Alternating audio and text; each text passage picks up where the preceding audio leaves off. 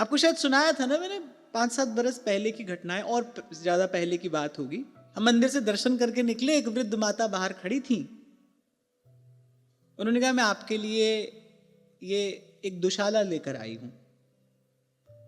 मेरा तो अपना कुछ नियम है, पर बहुत ही विनम्रतापूर्ण शब्दों में उन्होंने कहा, और वृद्ध माता थी।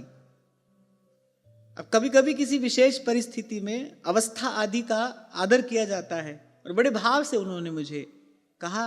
अब जैसे मैंने हाथ बढ़ाया, अभी मैंने वस्तु ली नहीं थी, अब जैसे ही मैंने हाथ बढ़ाया, उन्होंने कहा लेकिन आप ही पहनना इसे, किसी को देना नहीं।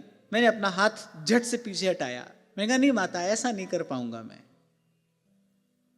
तो यहां से लूंगा, खबर नहीं अगले ही कदम मुझे कोई मिले, और अगर आपने मुझे वस्तु दे दी तो अब ये मेरी है, इस पर मेरा अधिकार है। मैंने कहा बंधी हुई भिक्षा नहीं ले सकता मैं। जो आपके इस वाक्य के साथ बंधी हो, तो बंधी हुई भिक्षा नहीं ले सकता मैं। आपने, आपके मन में कुछ भाव आया, किसी को देना है, आपने वस्तु उठाई, जो सामने आ गया बस वही अधिकारी है। अच्छे सज्जन लोगों से सुना है मैंने, मुझे बाबा के चरित्र में हमने पढ़ा कि ऐसे देते थे वस्तु, लेने वाले को पता भी न चले। देना बड़ा अद्भुत गुण है, यदि आता हो, हमको देना आता हो। और माताएं बहनें तो इस बात का विशेष ध्यान रखें, क्योंकि रसोई में यह व्यवहार बहुत होता है। अरे यहां तक कि और तो हम क्या कहें, ठाकुर जी को भोग लगा ना, भोग लगा, उसमें भी भोग लग जाने के पश्चात भी उसमें वस्तु बुद्धि रहती है। कुछ वस्तु निकालकर अपने लिए रख ली, कुछ वस्तु बांट दी, उसमें भी भेद बुद्धि रहती है। ये बड़ा अधर्म है, इससे बचना चाहिए। और फिर हम तो भाई प्रभु के हैं, हम तो प्रभु के सेवक कहते हैं। ठाकुर जी का स्वभाव देखो, सूरदास जी कह रहे हैं समदर्शी है नाम तिहारो। अरे ऐसा तो पेड़ पौधे भी नहीं करते। पेड़ की छाया में कोई भी बैठे, वो तो उसकी जाति धर्म नहीं पूछता, उसकी योग्यता पात्रता नहीं देखता, जो भी बैठे उसको छाया देता है, फल देता है। नदी किसी से नहीं पूछती कि मुझ में कौन स्नान कर रहा है, मेरा जल कौन पी रहा है। गंगा जी परिचय नहीं पूछती, ब्राह्मण हो, क्षत्रिय हो या वैश्य शूद्र हो, कौन हो, कहां से आए हो। आप देखो प्रकृति के आचरण में, प्रकृति के व्यवहार में आपको इसका दर्शन होगा। सूर्य नारायण को कोई प्रणाम करे, अर्घ दे, उसके लिए भी वही प्रकाश है, न दे उसके लिए भी वही प्रकाश है। प्रभु तो इसी विधि देते हैं, प्रभु इसी विधि हमको दे रहे हैं। सोचो योग्यता पात्रता का विचार भगवान करें, फिर हम वृंदावन में होंगे। इतनी सी बात ही सोच लेनी चाहिए कि श्री जी हमारी योग्यता पात्रता का विचार करती तो यहां वृंदावन में होते,